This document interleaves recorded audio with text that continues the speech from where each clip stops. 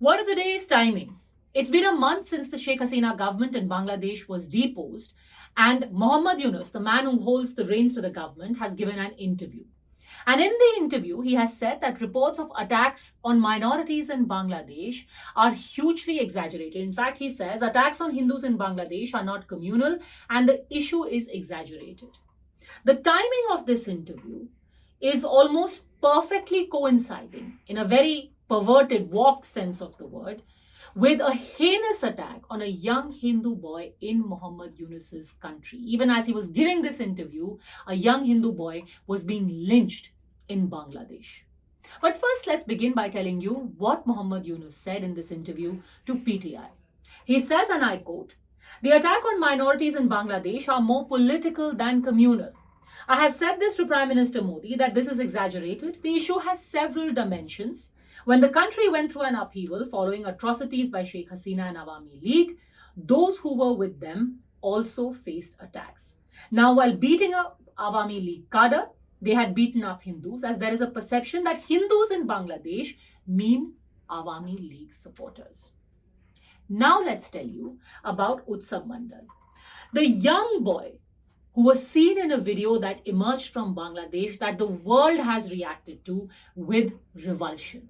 Now, initially, Utsab was said to be in his teens, but now an official press release from the ISPR says that he is a 22-year-old boy who was brought to the office of the DCP on complaints that he had made objectionable posts, social media posts about Prophet Muhammad. The Daily Star quotes the ISPR to say that a 22-year-old male was apprehended by locals, taken to the office of the DCP in Khulna after he wrote on Facebook about the Prophet. In various videos, Utsab can be seen sitting in the DCP's office with his parents as the mob swarms around him. In fact, in one of the videos, you can also hear the mob say, "The police can't save you."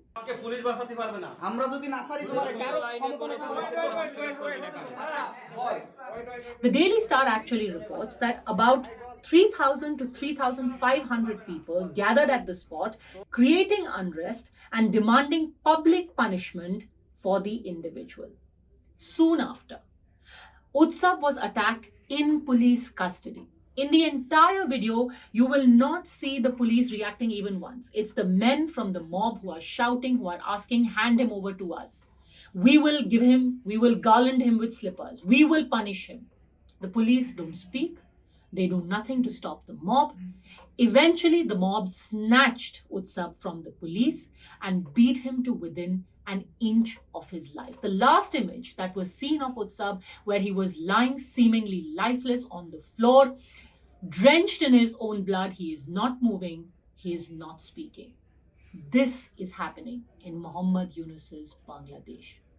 In fact, the last reports that came in, there were some people who said that he had died, that Utsab had died, but the official press release says that members of the armed forces rescued him alive and he is being treated under supervision of the army and is out of danger. By the way, the official press release also says that as soon as he recovers, he will be handed over to law enforcement agencies because he also has been booked for hurting religious sentiments.